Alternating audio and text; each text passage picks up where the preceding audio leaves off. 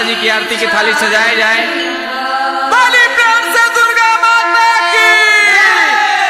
नमस्ते प्रणाम, हम खेसारी लाल यादव और जितना भी माता के जागरण सुने माता बहन बेटी काका चाचा पितिया जे भी आइल बा श्रद्धालु सबके गोड़ छूके गोड़ लागतानी।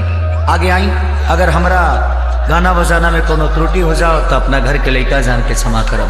प्रेम से बोली सच्चा दरबार की।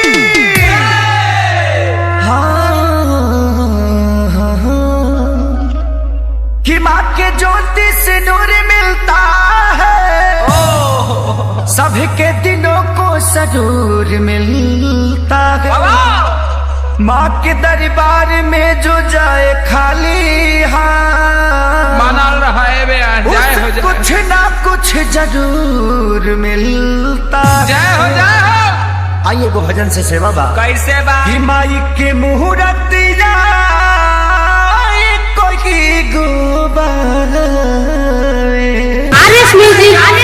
पंडाल अलगे अलगे बा।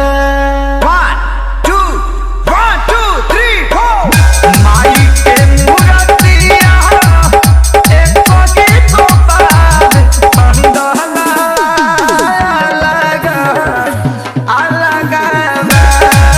पंडाल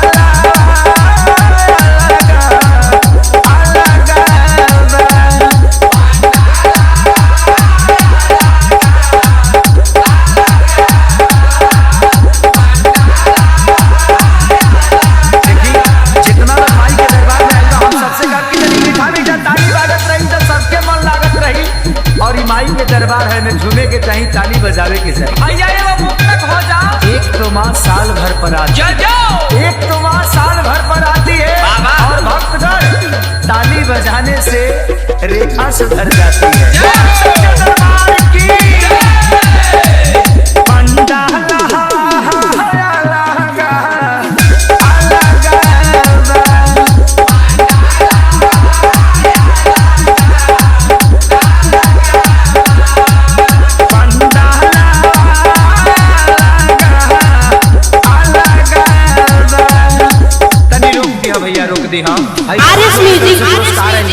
कौन बाबा, सोनू बाबा, विकी बाबा, विवेक जी, पंकज लाल यादव और कुमार के मालिक भी बहुत पुरस्कार दिले।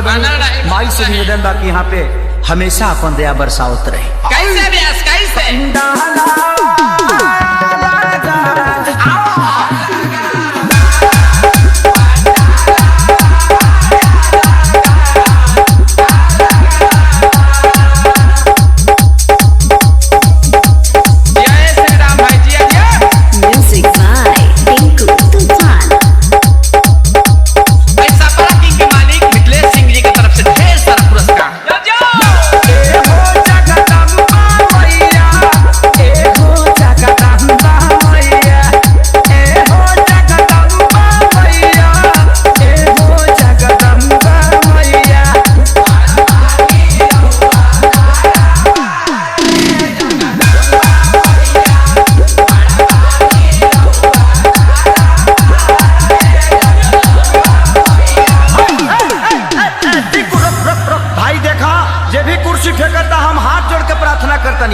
कुर्सी मत फेंकी, ई माता के जागरण है।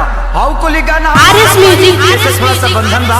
अरे आज माई के जागरण सुनली, फिर कब प्रोग्राम होई तो गईबे करीले। अब सुनी नया भाव। हाँ सुनावा है बे। अरे काहे नहीं खू आवत मैया लइका तोहर बोलाता।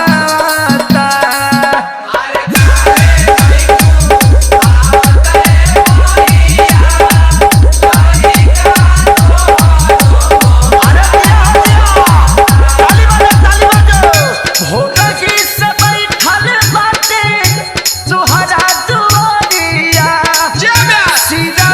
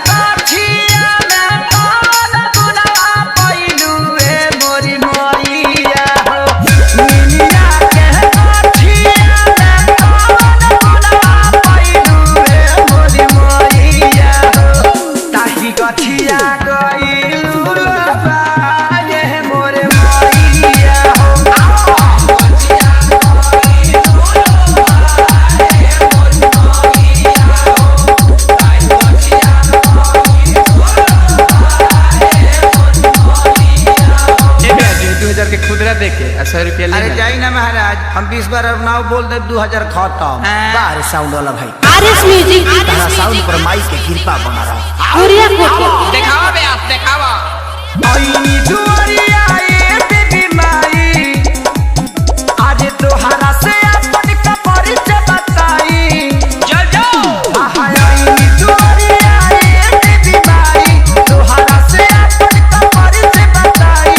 पूजे के खाली पौआ हो, अरे नाम हमके सारी जदौआ ये मैया, और हमें थाना निगौआ हो।